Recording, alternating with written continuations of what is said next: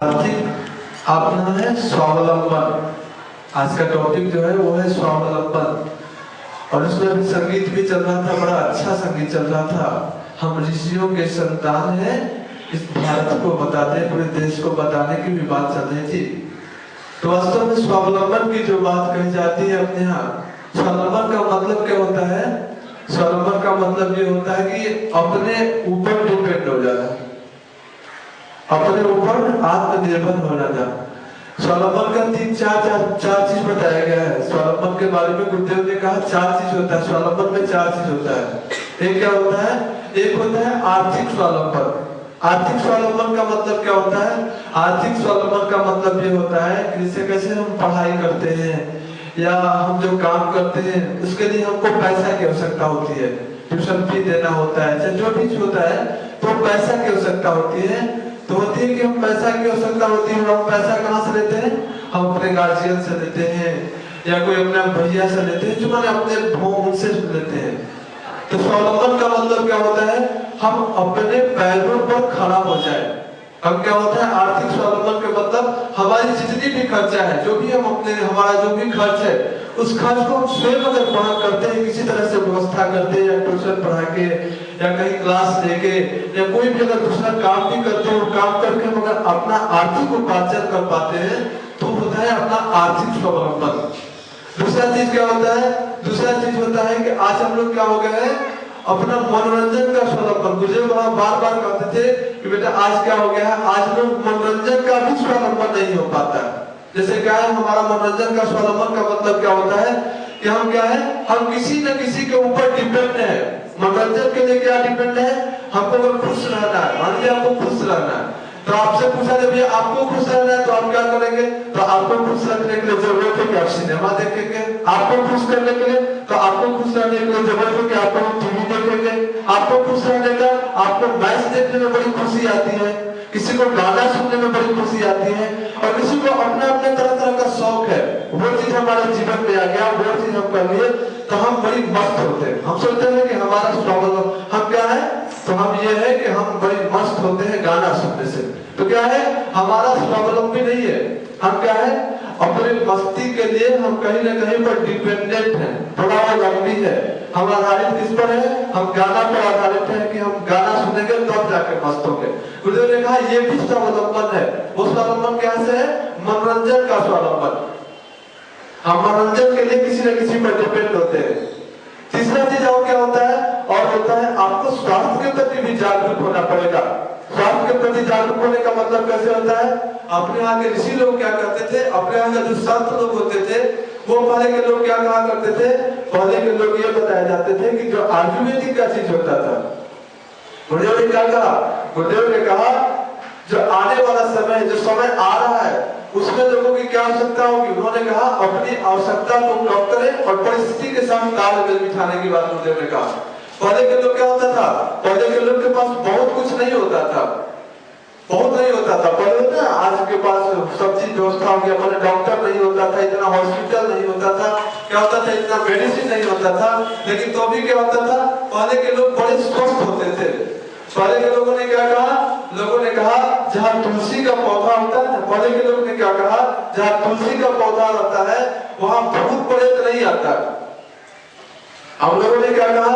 हम लोगों ने कहा भूत प्रेत कहाँ होता है? अब तो भूत प्रेत होते ही नहीं है। भूत प्रेत कहाँ होता है? कोई भूत प्रेत देखा है? हम लोगों ने क्या कहा? हम लोगों ने कहा भूत प्रेत नहीं होता है। लेकिन पहले के लोग इसी बात को विश्वास करता था कि भूत प्रेत नहीं आता है जहाँ तुलसी का पौधा होता है। आज क्या हो गया? आज इसी बात को विज्ञान ने प्रमाणित करके बताया है कि जहाँ तुलसी का पौधा लगाया जाता है, जिस जगह पर तुलसी का पौधा लगाया जाता है, पौधे का गुण होता है प्रकाश संश्लेषण करने का। पौधा ऑक्सीजन रिलीज करता है, और जितने दूर तक उस तुलसी के पौधे से ऑक्सीजन का रिलीज होता है, जहां जहां तक तुलसी के पौधे से जो ऑक्सीजन निकलता है जाता है, ये बताया जाता है कि उस वातावरण में न किसी तरह का बैक्टीरिया का, न किसी तरह का वायरस का प्रभाव पड़ता है, जिसको पहले के लोग कहा करते थे भूत प्रेत नहीं आता है, पहले पौधा लगाते थे। आज क्या हो गया? आज वो हमारे समाज से निकल रहा है। आज देखिए हम दवा पर डिपेंडेंट है। आज वैज्ञानिकों ने रिसर्च करके बताया है रिसर्च ये आया है कि अगर नियमित 5 पत्ता अगर तुलसी का सेवन किया जाए तो आपको किसी तरह का कोई दवा की आवश्यकता नहीं पड़ेगी, और जब दवा की आवश्यकता नहीं पड़ेगी तो क्या होगा, आप स्वस्थ रहेंगे, और स्वस्थ के लिए आपको परावलंबी नहीं होना पड़ेगा, आप स्वावलंबी हो जाएंगे। ये था अपने यहाँ का स्वस्थ का स्वावलंबन। दूसरी बात, एक चीज और रिसर्च आया, बार बार अपने यहाँ रिसर्च आता है। अपने पिछले दिनों जब तिहाड़ जेल की जेलर थी, ये क्या कहते हैं, किरण बेदी जब तिहाड़ जेल की जेलर थी, तो उन्होंने एक बड़ा अच्छा चीज रिसर्च करके बताया। जानते हैं क्या बताया? वो बताया कि जैसे कैसे लोग कहा करते थे पहले, जैसा खाए अन्न वैसा बने मन। पहले लोग कहा करते थे, हम लोगों ने क्या कहा, हम लोगों ने कहा ऐसा नहीं होता।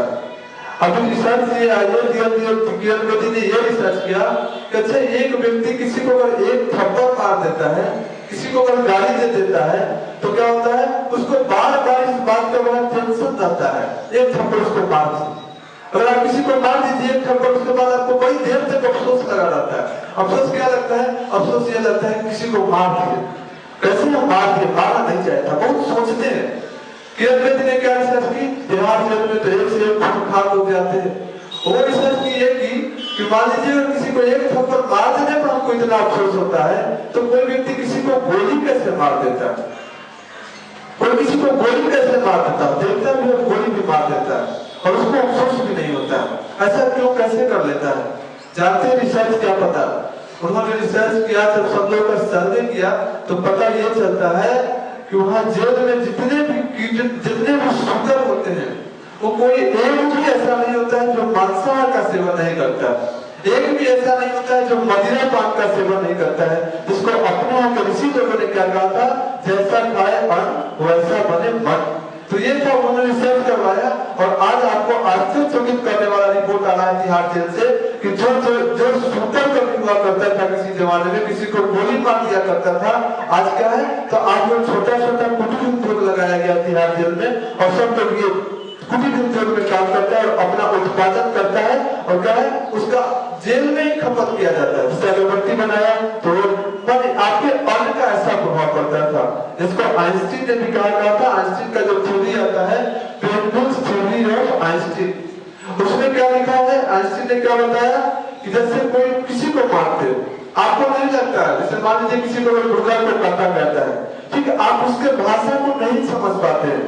अगर आपको मार जाता है तो आप जैसे आम करते हैं तो आपके भाषा को हम सहज से समझ लेते हैं, लेकिन क्या है, अगर किसी खस्सी को मारा गया, मुर्गा को मारा गया, आप उसके भाषा को नहीं समझ पाते हैं। लेकिन क्या होता है, होता ये है कि उसके अंदर से कहीं ना कहीं कड़ाह जरूर निकलता है। पेनबुक्स ने क्या कहा, आइंस्टीन ने क्या बताया कि उसके अंदर से जो कड़ाह निकलता है उसके मांस के लोथड़ा के साथ अटैच हो जाता है, और वो क्या होता है, जो आप खाते हैं, वो मांस को खाते हैं तो क्या होता है, आपको भय लगा रहता है। बार बार देखिएगा, मांसाहारी जो सेवन करने वाला शरीर से वास्तव में बड़ी बलिष्ठ लगता जरूर होगा, हफ्ता कट्ठा जरूर लगता होगा, लेकिन वो आदमी बड़ा भयभीत होता है। देखिएगा, आप प्रयोग करके देखिएगा, मांसाहार का सेवन करने वाला जनरली व्यक्ति क्या होता है, बड़ा भय में जीता है, कभी कुछ हुआ तो बड़ा भयभीत हो जाता है। रिसर्च करके बताया कि इस तरह से होता है कि जैसे उसका मांस का अटैचमेंट हो जाता है उसके कड़ाह को, और आपके अंदर जाता है तो आपको शरीर में भी प्रॉब्लम करता है, और आपको साइकोलॉजिकल बहुत प्रॉब्लम करता है। वो प्रॉब्लम आप भय में रहते हैं, आपका गैस्ट्रिक डिप्रेशन, बहुत सारा डिप्रेशन का भी ज्यादातर उसका प्रभाव पड़ता है। तो अगर आप इससे बचना चाहते हैं, तो आप स्वास्थ्य के स्वावलंबन करना चाहते हैं, तो आप अंकुरित का सेवन कर सकते हैं, आप ये कर सकते हैं। तो ये क्या है, ये भी अपने जीवन में स्वावलंबन का ही स्थान है। दूसरी बात ये बताने का प्रयास किया जा रहा है, जैसे 5 दिन आप आ रहे हैं यहाँ पढ़ाने का, ये बात है, इसका मूल उद्देश्य क्या है? जैसे आपको 5 दिन बुलाया जा रहा है, विभिन्न टॉपिक पर जो क्लास बना है, इसका मात्र एक मूल उद्देश्य है।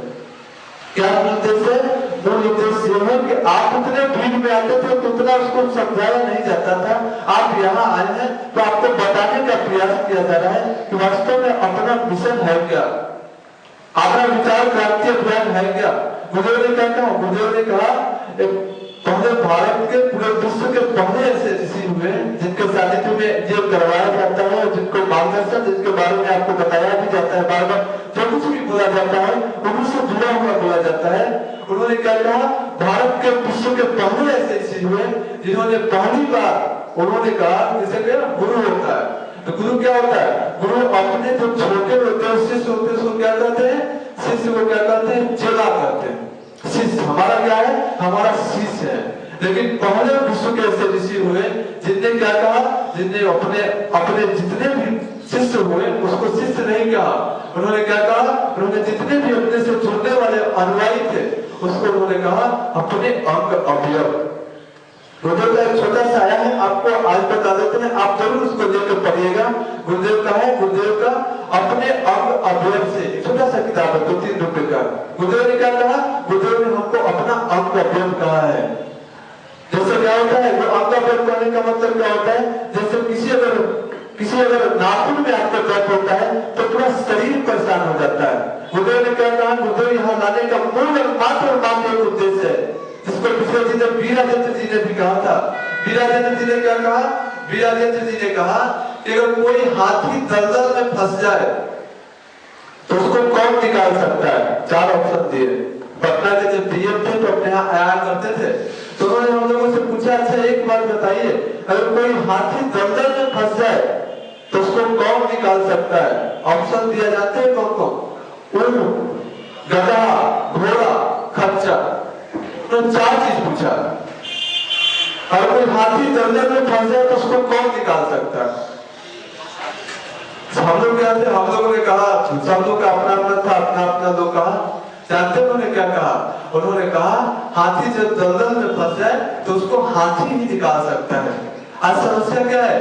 हमारे पास शक्ति है, आपके पास शक्ति है, सबके पास शक्ति है, शक्ति की कमी ऐसा कोई नहीं है। भगवान किसी के साथ नाइंसाफी नहीं किया है। ये नहीं नाइंसाफी किया है कि जो नीरज जी है तो उनको कितना समय दिया? तो नीरज जी को दिया 22 घंटा, और आपको क्या है? कलाम साहब को कितना दे दिया? तो कलाम साहब को दे दिया 26 घंटा। ऐसा प्रकृति ने नहीं किया।